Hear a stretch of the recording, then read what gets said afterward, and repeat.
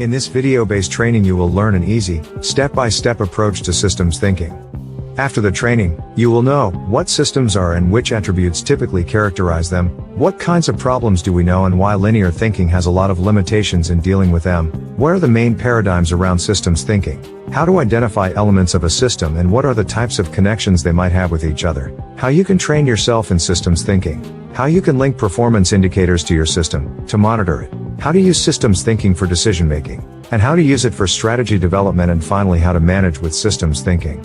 As an adult person, it was not at all easy to change my classic way of thinking into a systemic thinking or systems thinking way, but it fully paid off. My classic way of thinking told me to first, analyze problems and to look for the root cause or the responsible element. Second, remove the cause or fix the responsible component in order to solve my problem. Third, if the result is not satisfying, start again with step 1, because obviously I did not find the root cause yet. This approach can drive you crazy when dealing with complex issues, as the result of your fixing rarely is as expected. In the mid-90s at the university I was confronted with books of Frederick Vester as well as later a book by Peter Gomez and Gilbert Probst, which all promoted a new way of thinking. Think in systems rather than in linear cause-effect chains looking for one root cause only.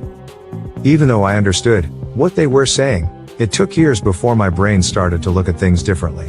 I did not stop after isolating a responsible cause when analyzing a problem, but instead I started to think systemically around the cause, trying to understand why it had to behave in exactly that way and what would happen if we want to change something.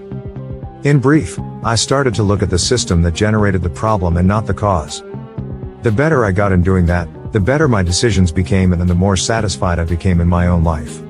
What started as a way of thinking for my job as a consultant, soon became a general thinking paradigm for me, which totally changed my life to the better.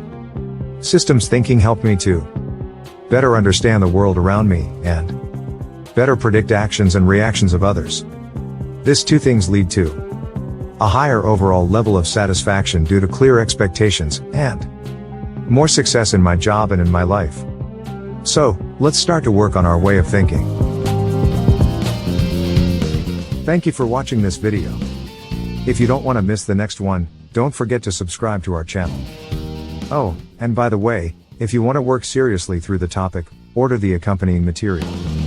If you are a trainer, you can also order the trainer package including PowerPoint files and editable text documents. You may use the material as if it would be yours. Thank you again and see you in the next video.